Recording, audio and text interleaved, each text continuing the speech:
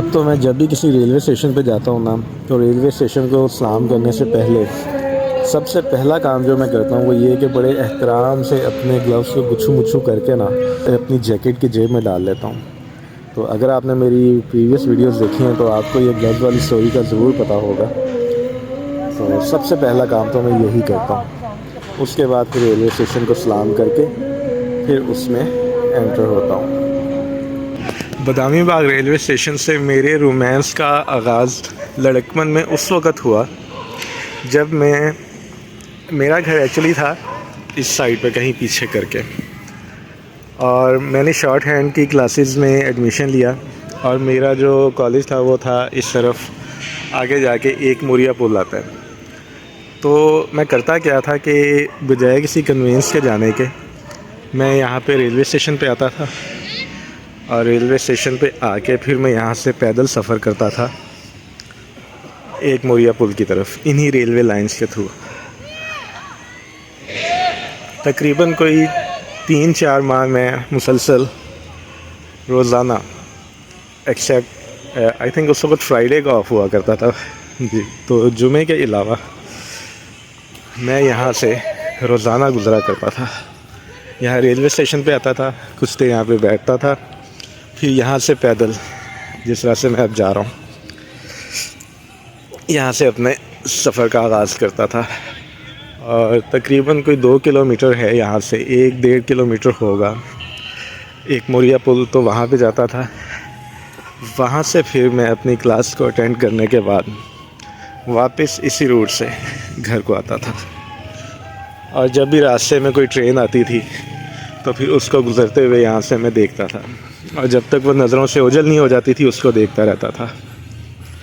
तो खैर उस वक़्त तो रेल फैनिंग और यूट्यूब वीडियोस और ऐसा कोई एहसास था ही नहीं कि रेलवे लाइन की एक दुनिया है, एक रोमांस है, एक नॉस्टैल्जिया है, ऐसा कुछ भी नहीं था।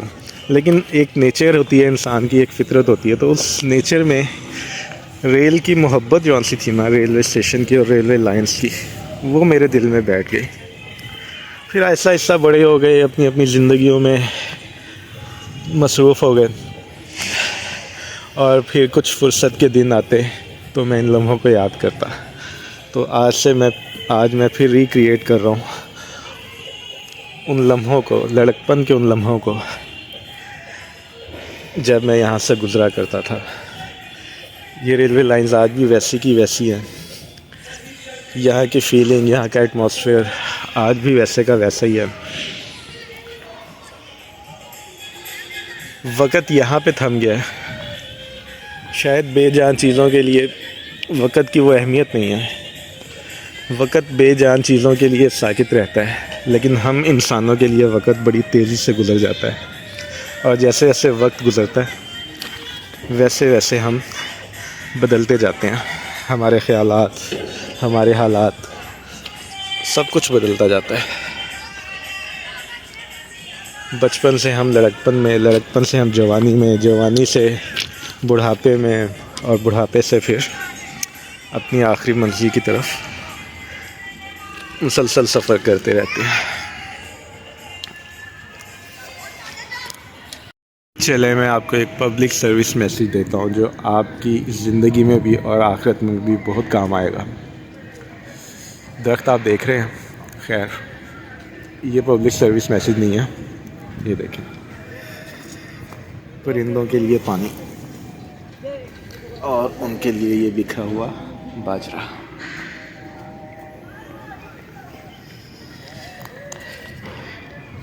इंसानों को खाना खिलाएं तो कितना स्वाद मिलता है, और बेज़ुबानों को खाना खिलाएं तो सोचें कितना स्वाद मिलेगा।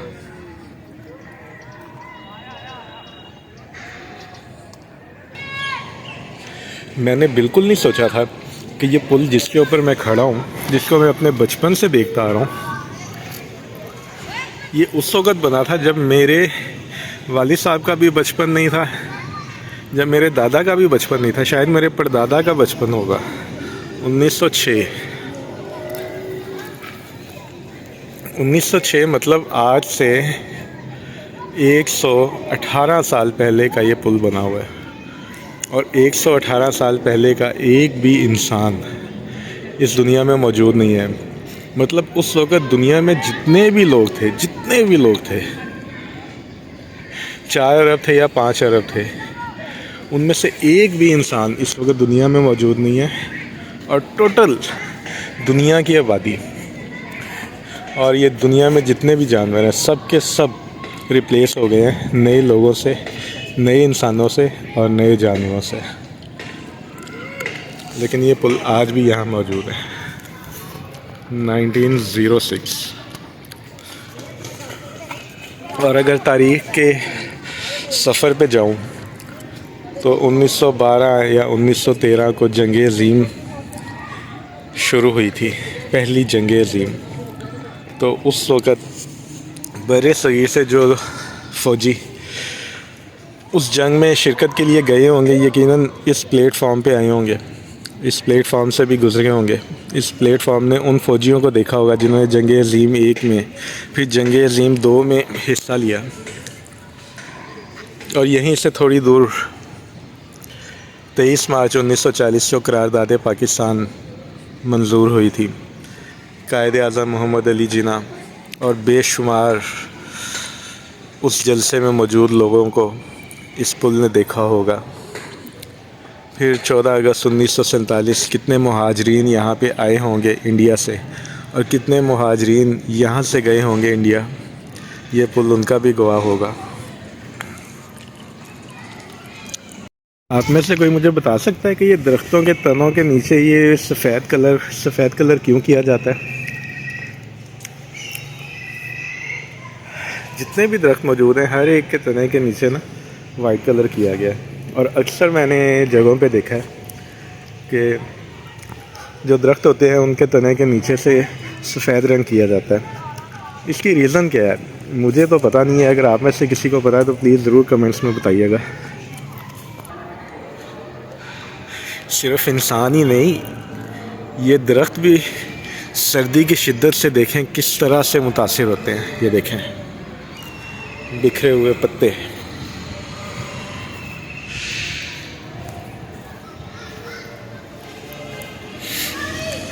और जो ये बेंच मैं आपको दिखाने जा रहा हूँ ना, ये है वो बेंच जहाँ पे आके मैं बैठा करता था।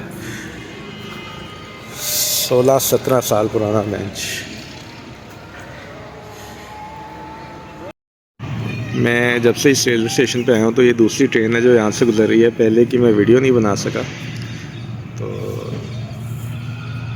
अब देखते हैं ये कौन सी ट्रेन है। काफ़ी स्पीड में आ रही है। स्पीड है या बस वो जो धूल उड़ रही है उसकी वजह से मुझे लग रहा है कि स्पीड है।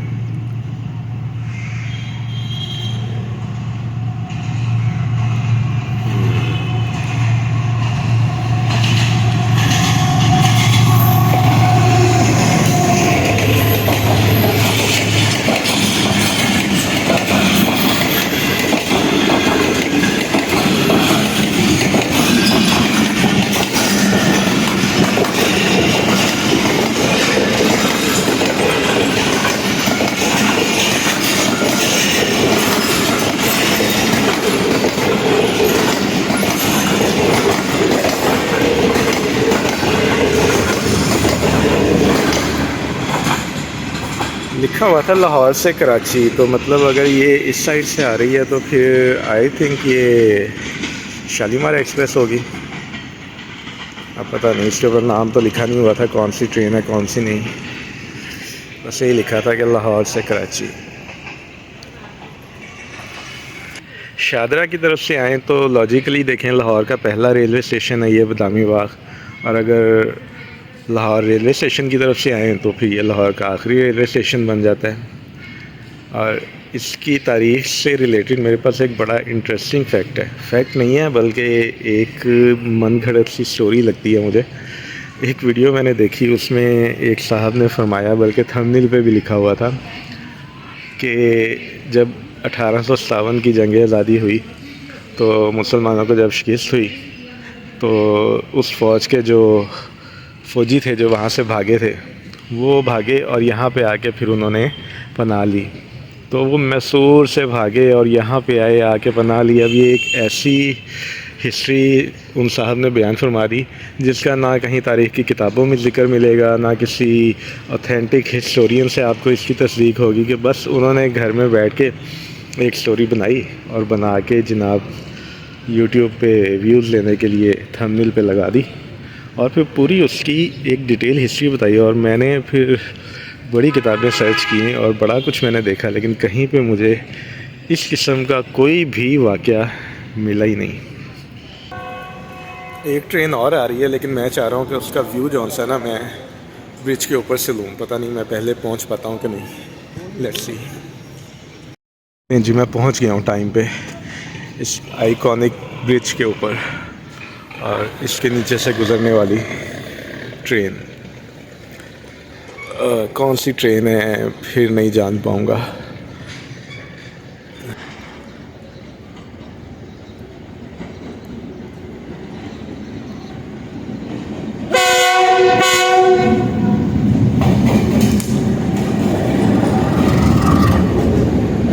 ये पता नहीं वो जो स्टेशन मास्टर है उसने एक रैकेट टाइप की कोई जाली नुमा चीज़ के अंदर कुछ चीज़ डाली और फिर वो ड्राइवर को पकड़ाई।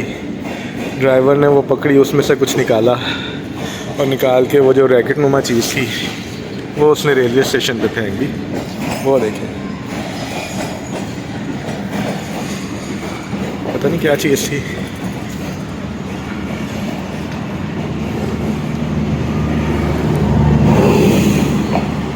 मुझे तो कोई बड़ा बेहुदा सा ही अंदाज़ लगा ही है, कोई मैसेज होगा, कोई सिग्नल होगा कुछ भी देने का, लेकिन चलती ट्रेन में इस किस्म का मैसेज देना इस कदर जदीद दौर में भी अजीब सा ही लगा मुझे तो। इस रेलवे स्टेशन की जो एक ख़ास बात मुझे लगती है ना कि वो रेलवे स्टेशन जो भरपूर आबादियों में घिरे होते हैं ना, वहाँ पे आपको नेचर नहीं फ़ील होती।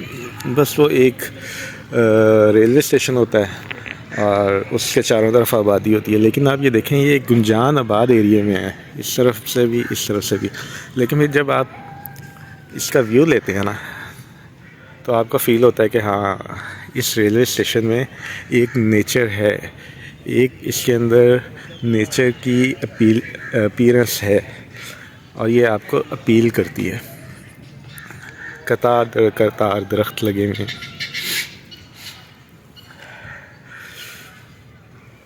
और सर्दी का तो ये आलम है कि हाथ मेरे जम चुके हैं और अल्फाज जो मेरे मुंह से निकल रहे हैं उनके साथ अच्छा खासा धुआं भी निकल रहा है।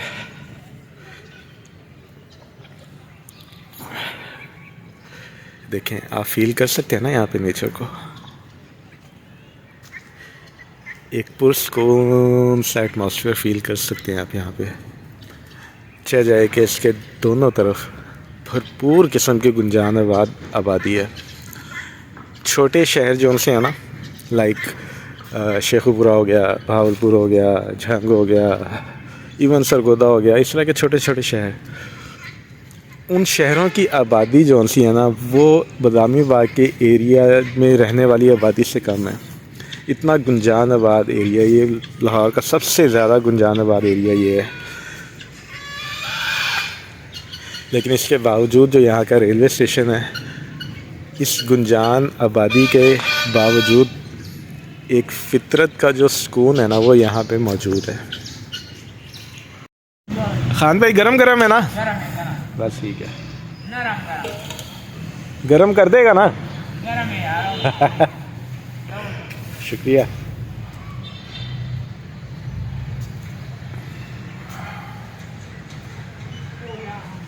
ठंडे ठंडे रेलवे स्टेशन पे गरम गरम कहवा, वो वाकई गर्म है और इंतहाई शीरीन मज़ेदार। पहला सिप लेते ही जौन सा ना जिस्म के अंदर एक गर्मी की हरारत गई है।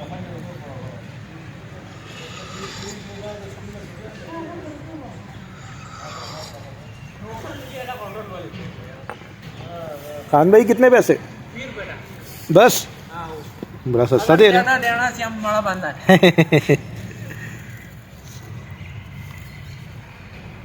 ये लो, ये 50 ले लो आप।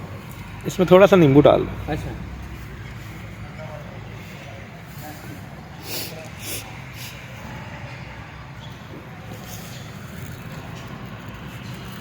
बस।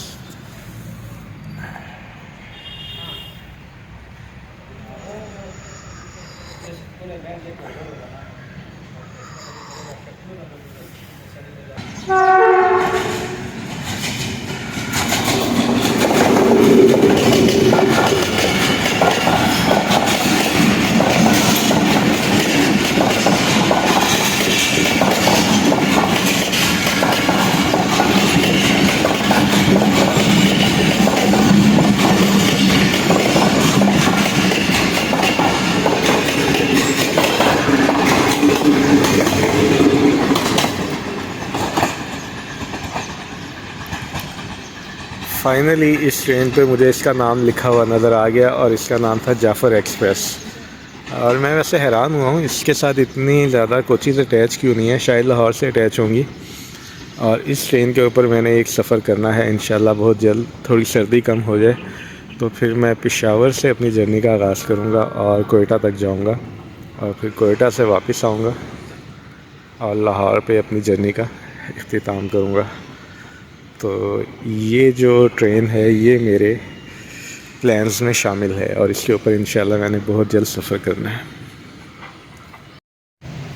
2 घंटे गुजारे मैंने इस रेलवे स्टेशन पे और बचपन की यादों को मैंने ताज़ा किया और मुझे बचपन का अपना वो ज़माना हूबहू अपने सामने चलता फिरता नज़र आया और वो सब मैंने आपके साथ भी शेयर किया।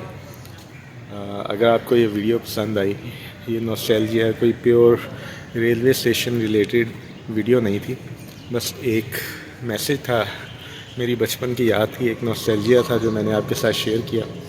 तो अगर आपको मेरी ये वीडियो पसंद आई है तो इसको लाइक करें, चैनल को सब्सक्राइब करें और बेल आइकन को भी प्रेस कर दें क्योंकि अब रेलवे से रिलेटेड काफ़ी वीडियोस मैं अपलोड करने लग गया हूँ। मुझे लगता है कि ऐसा ऐसा ये मेरी आदत बनती जा रही है। तो इंशाल्लाह नेक्स्ट वीडियो में आपसे मुलाकात होगी, तब तक के लिए अल्लाह हाफ़िज़।